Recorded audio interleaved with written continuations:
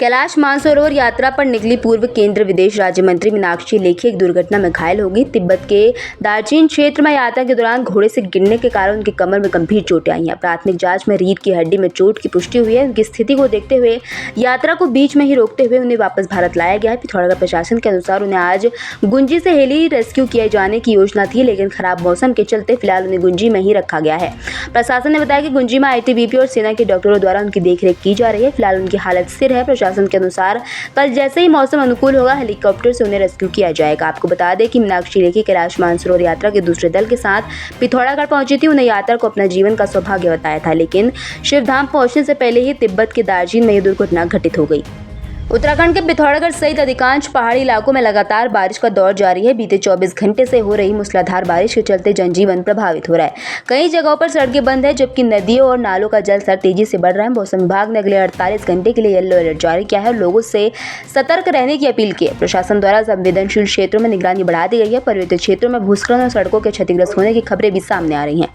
भारत सरकार और उत्तराखंड राज्य की सरकार संयुक्त पहल से कैलाश मानसरोवर यात्रा को नया आयाम मिला है। यात्रियों ने मानसखंड, मंदिरमाला में पाताल भुवनेश्वर गुफा व हाट कालिका जैसे पौराणिक मंदिरों के दर्शन कर गहन आध्यात्मिक अनुभूति प्राप्त की है। उत्तराखंड सरकार द्वारा विकसित ये धार्मिक सर्किट योजना कुमाऊं क्षेत्र के प्रमुख तीर्थ स्थलों को जोड़ती है। इसमें सड़क, मूलभूत सुविधाएं, सूचना पटल व डिजिटल गाइडेंस जैसी व्यवस्थाएं शामिल है। यात्रियों ने व्यवस्थाओं की सराहना की और यात्रा को अविस्मरणीय बताया। ये परियोजना धार्मिक पर्यटन के साथ रोजगार, व्यापार और सांस्कृतिक संरक्षण को भी बढ़ावा दे रही है। सरोवर नगरी नैनीताल के स्टाफ हाउस वार्ड में उस समय सनसनी फैल गई जब सीवर सफाई के दौरान मैन होल से लगभग 5 मई का भ्रूण बरामद हुआ। जल संस्थान की टीम द्वारा सूचना देने पर मल्लीताल पुलिस मौके पर पहुंची और भ्रूण को कब्जे से लेकर मेडिकल परीक्षण हेतु हल्द्वानी भेज दिया गया। पुलिस ने सीसीटीवी फुटेज खंगालने और स्थानीय लोगों से पूछताछ शुरू कर दिया। सभासदों और क्षेत्रीय लोगों ने भी मौके पर पहुंचकर घटना पर आक्रोश जताया। ये विदारक घटना समाज की गिरती संवेदनशीलता पर सवाल खड़े करती है। प्रशासन ने दोषियों को जल्द गिरफ्तारी का आश्वासन दिया है। इससे पहले भी ऐसी घटना इसी क्षेत्र में सामने आ चुकी है।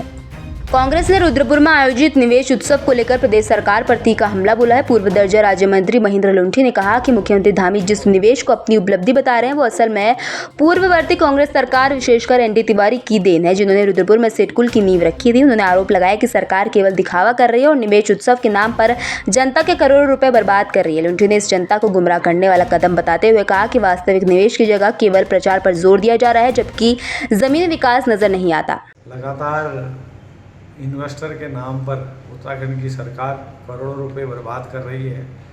देश के गृह मंत्री को रुद्रपुर में बुला के उन निवेशों को सम्मानित करने का काम कर रही है जो कि नरेंद्र तिवारी इस प्रदेश के मुख्यमंत्री थे। उन्होंने रुद्रपुर में आकर तमाम सिडकुल में उद्योगों का लगाना शुरू किया। उन उद्योगों की बदौलत पहाड़ के तमाम नौजवान, हजारों नौजवान रोजगार प्राप्त कर रहे हैं। सिर्फ भारतीय जनता पार्टी श्रेय लेने के अलावा कुछ नहीं करती है। हम पिथौरागढ़ जनपद में लगातार मैग्ना साइट बंद हुई है लंबे समय से, उसको खोलने की मांग जिला प्रशासन के माध्यम से सरकार को पत्र, धरना, प्रदर्शन कर रहे हैं कि आप जो इन्वेस्टर हैं उनको आप पहाड़ों की ओर भी ले जाएं। आपने देखा होगा कि अल्मोड़े की जो जिरोलो की फैक्ट्री है वो भी बंद पड़ी है। तो आज पिथौरागढ़ जनपद को इस प्रदेश के मुख्यमंत्री ने, इस देश के गृह मंत्री ने जेल का लोकार्पण करके साबित जाहिर कर दिया है कि हमारे पहाड़ों में उद्योग नहीं लगने हैं, ये सिर्फ जेल दे सकते हैं। एसपी रेखा यादव के निर्देशन में त्रिस्तरीय पंचायत चुनाव के मद्देनजर पिथौरागढ़ पुलिस द्वारा अभियान चलाया जा रहा है। इसी क्रम में अवैध शराब की रोकथाम हेतु जगह जगह नाकाबंदी और छापेमारी की जा रही है। रविवार को चौकी अंचोली प्रभारी कमलेश जोशी ने पुलिस टीम के साथ अंचोली बैरियर पर चेकिंग के दौरान गिरीश राम निवासी टाला फगाली पिथौरागढ़ के कब्जे से 52 पवे अवैध शराब देसी बरामद किए। आरोपी को मौके पर गिरफ्तार कर कोतवाली पिथौरागढ़ में धारा 60 आबकारी नियम के अंतर्गत अभियोग पंजीकृत किया गया है। जनपद पुलिस द्वारा अवैध गतिविधियों पर कड़ी निगरानी रखी जा रही है। हरिद्वार के मंगलौर कोतवाली क्षेत्र में एक दिल दहलाने वाली घटना सामने आई है, जहां एक पिता ने अपनी बेटी को गंगा नहर में फेंककर हत्या कर दी। पुलिस के अनुसार युवती का प्रेम प्रसंग पिता को मंजूर नहीं था। कई बार समझाने के बाद भी जब बेटी नहीं मानी तो आरोपी पिता उसे बहाने से गंगा नहर पुल पर ले गया और धक्का मारकर नीचे फेंक दिया।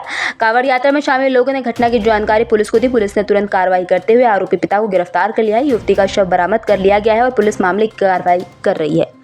कल मंगलौर थाना क्षेत्र में एक मंगलौर पुल पड़ता है, वहाँ पर 112 की एक कॉल आई जिसमें प्रत्यक्षदर्शियों ने ये कहा कि एक व्यक्ति ने किसी महिला को नहर में धक्का दे दिया। हमारी पुलिस ने इमीडिएट अगले 5-6 मिनट में रिस्पांस किया, उस शख्स को पकड़ लिया था। तो बताया जा रहा है कि वो उसकी बेटी है। उसने तस्दीक किया, उसने कन्फेस किया कि हाँ, मैं किसी मामले को लेकर अपनी बेटी से नाराज़ था। पुलिस ने अपनी तरफ से मुकदमा दर्ज किया है, उस व्यक्ति को अरेस्ट कर लिया और कल रात वो जो महिला थी उसकी बॉडी भी रिकवर हो गई।